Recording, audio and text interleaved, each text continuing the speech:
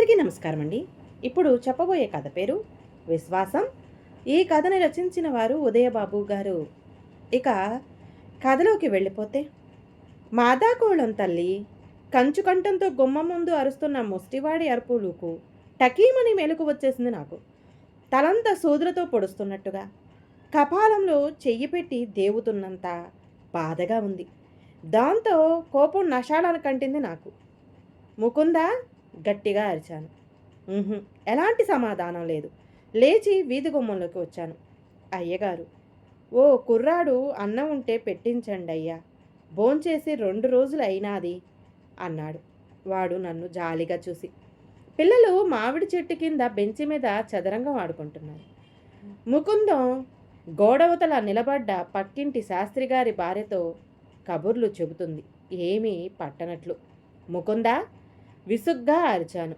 నేను మళ్ళీ వస్తాను పిన్నిగారు, ఆయన లేచినట్టు ఉన్నారు అనేసి గబగబా యువతలకు వచ్చింది.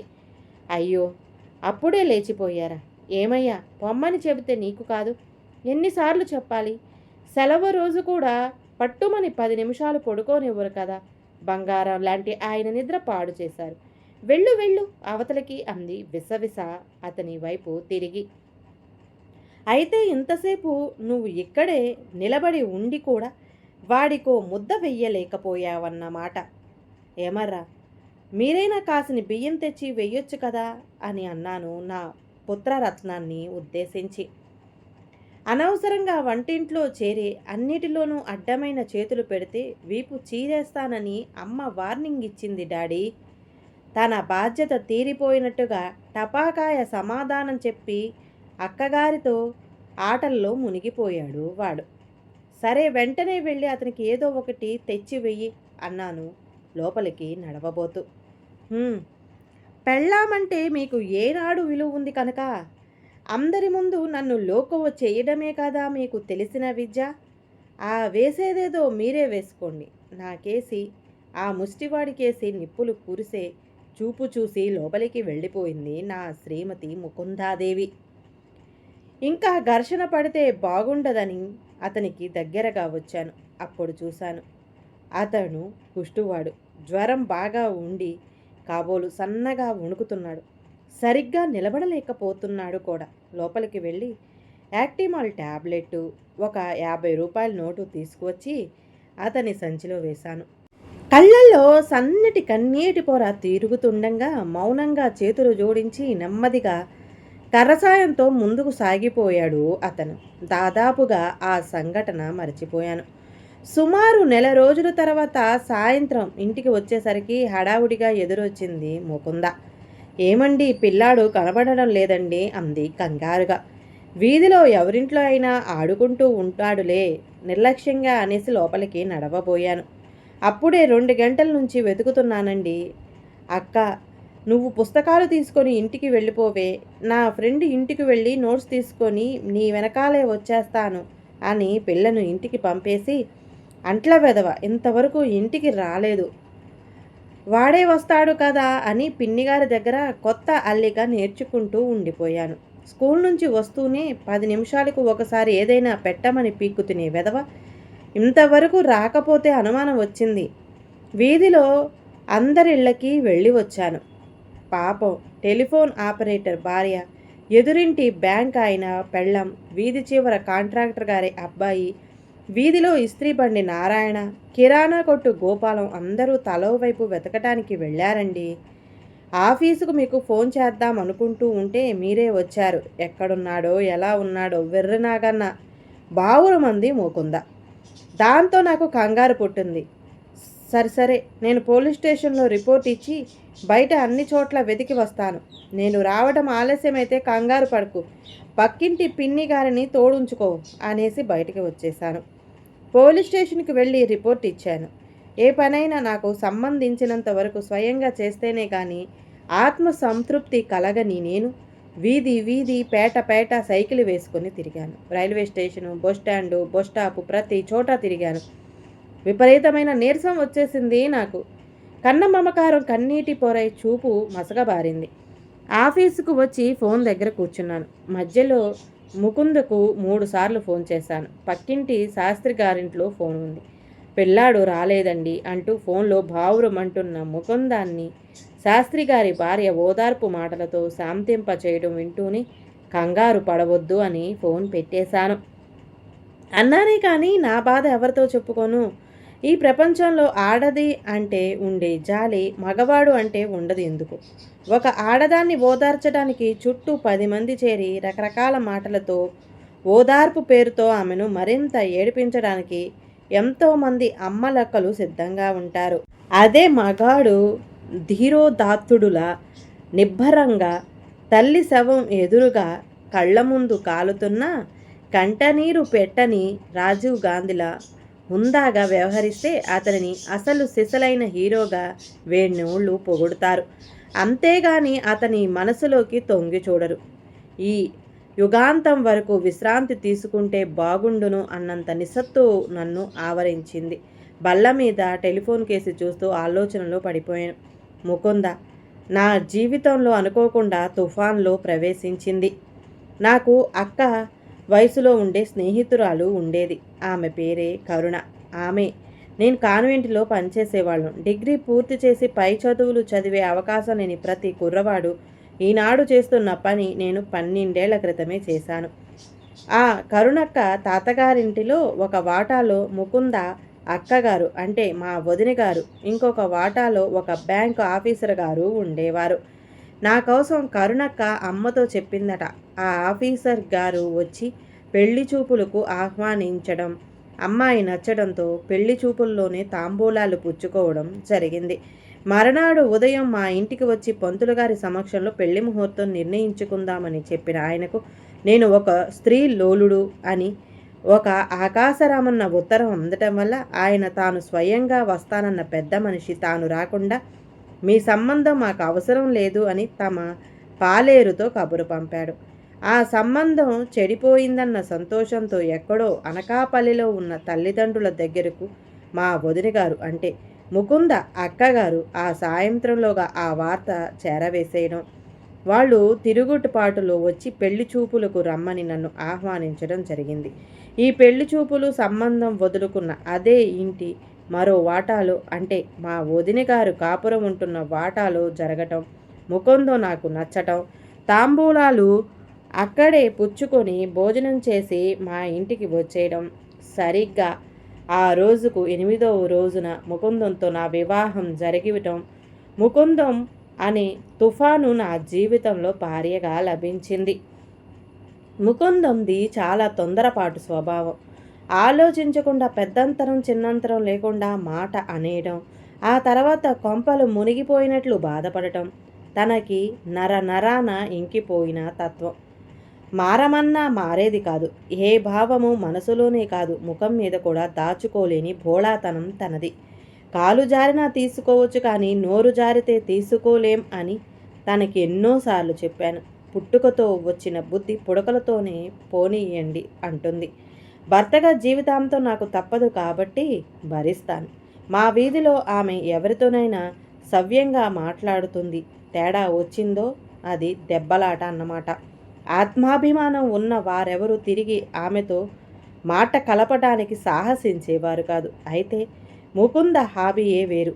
లేనిపోనివి ఊహించుకొని ఇరిటేజ్ అయిపోవడం, ఆ ఇరిటేషన్ తగ్గాక తనే మళ్ళీ వాళ్లతో అలాంటివి మనసులో పెట్టుకుంటే ఎలాగండి వదిని గారు?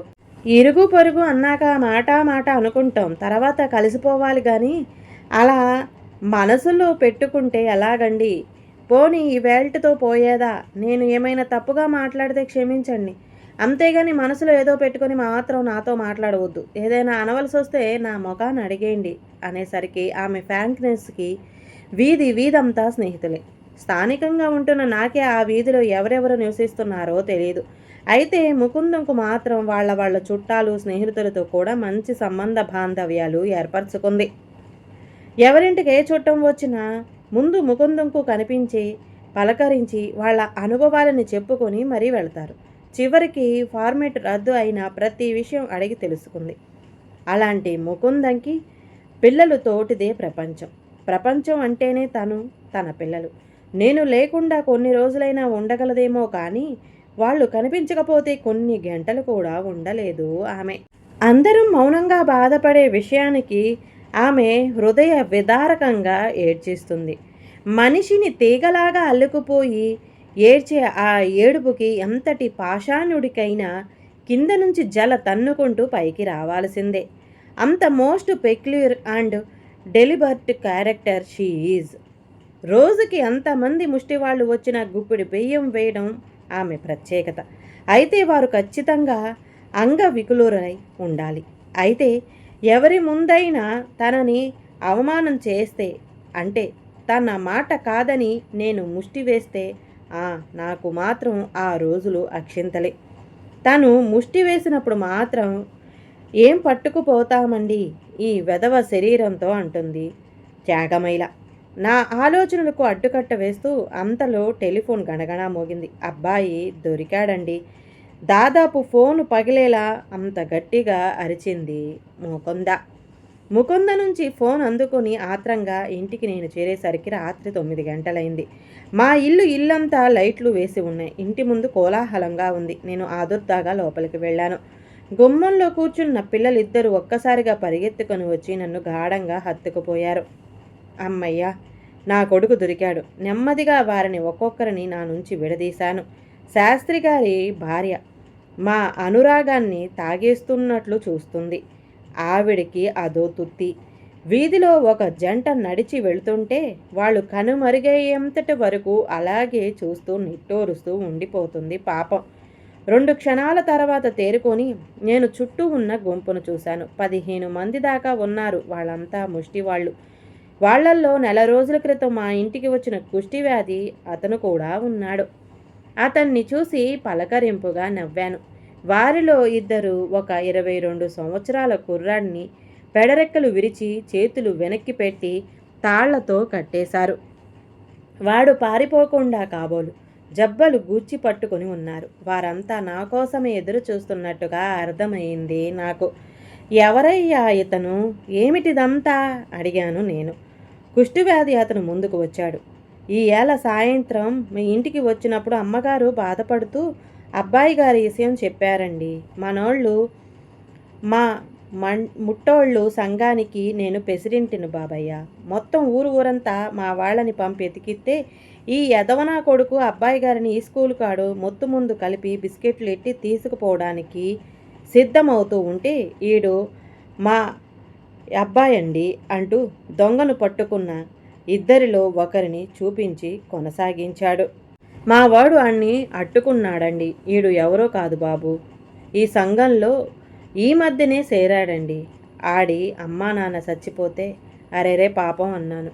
మీలాంటి ధర్మపివులు గుర్తు ఉండకపోవచ్చు బాబు. ఒక పాలు నాకు ఒంట్లో బాగుండక మా అబ్బాయి ఈ ఈదికొస్తే అమ్మగారు దుక్కలా ఉన్నవి ఏదైనా పని చేసుకోరాదు అని కసిరేశారట.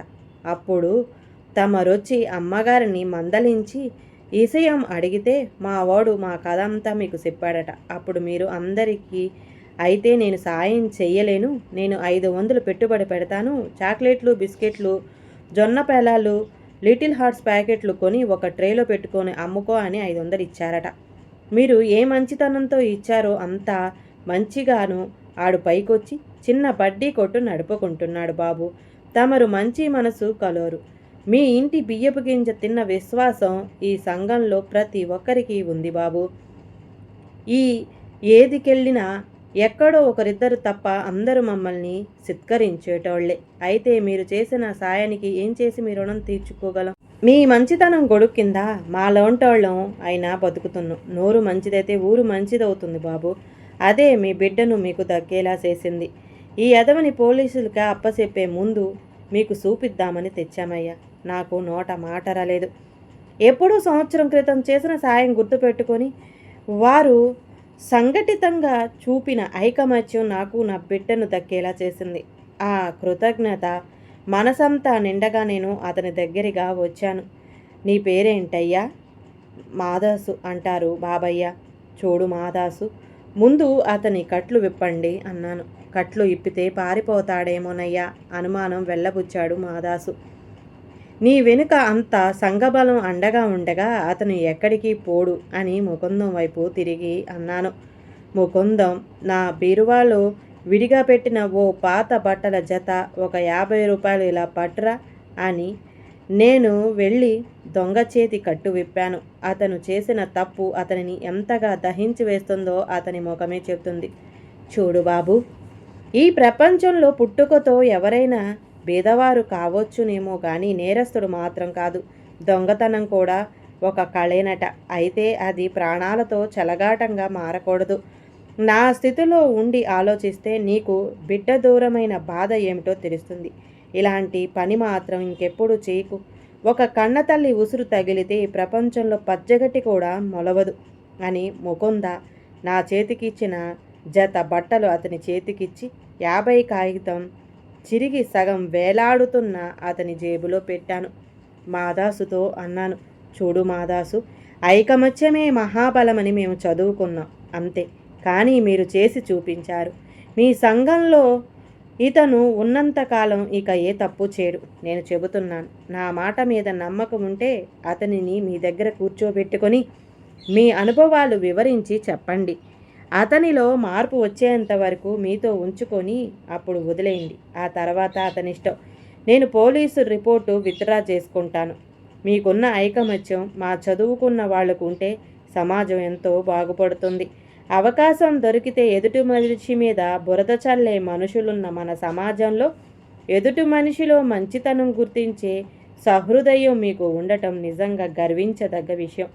మీ సంఘ బలంతో పోలీసులు చేయని పని మీరు చేశారు. చాలా సంతోషమని దొంగ కేసి తిరిగి మళ్ళీ అన్నాను. చూడు బాబు, నీ ప్రాణం, నువ్వు పొందిన ఈ అవమానం నీకు ఎంతో, ఎదుటివారికి అంతే అని మాత్రం గుర్తుంచుకో. అతను అమాంతం నా కాళ్ళు చుట్టేసుకొని భావురమన్నాడు. నన్ను నిజంగా క్షమించండి బాబు. మా అమ్మ మీద పొట్టేసి చెబుతున్నాను. మళ్ళీ ఇలాంటి తప్పుడు పని చేయను. నెలాఖరు రోజులు కోట పూర్తవ్వలేదు. ఏదో ఒక నేరం చేసి కేసు రాయించుకోలేదా ముట్టెత్తుకోకుండా చేస్తాం అని పోలీసులు నన్ను బెదిరించి ఈ పని చేయించారు బాబు. ఈ పథకం చెప్పింది కూడా వాళ్ళే బాబు. అందరం మాన్పురడిపోయాం. వాళ్ళు అధికారంలో పెద్ద గొడుగు మీద దాక్కునేటోళ్ళు బాబు. అందులో వాళ్ళది తప్పు లేదు బాబు. ప్రభుత్వం జీతాలు పెంచకపోతే వాళ్ళు మాత్రం ఏంటి చేస్తారు? మనం చేయడానికి సమ్మె అనే ఆయుధం అన్నా ఉంది పాపం. అన్ని ఆయుధాలు చేతిలో ఉండి కూడా ఏమీ చెయ్యలేని పాపులు వాళ్ళు. జీవితానుభవం నేర్పిన సత్యాలవి. మాదాసు పెదవుల నుండి కాదు, మనసు నుంచి వచ్చినవి. నవ్వు వచ్చింది నాకు. సరే వెళ్ళిరండి అన్నట్టు ఈ డబ్బులతో టీ తాగి మరీ వెళ్ళండి. మీరు చేసిన సాయం ఈ జన్మలో మర్చిపోను. నా జేబులోంచి పరుసు ఉన్న విషయం గుర్తువచ్చి అందులో ఉన్న నోట్లన్నీ తీసి మాదాసు చేతిలో పెట్టి మీ సంఘానికి నా విరాళం అని చెప్పి ముకుందం పిల్లలతో ఇంట్లోకి నడిచాను మనశ్శాంతిగా. ఈ కథ గనక నచ్చితే ప్లీజ్ అండి లైక్ చేయండి. అలాగే ఛానల్ని సబ్స్క్రైబ్ చేసుకోవటం మాత్రం మర్చిపోమాకండి. మీ విలువైన అభిప్రాయాన్ని కామెంట్ బాక్స్లో కామెంట్ చేయండి. అందరికీ ధన్యవాదాలండి.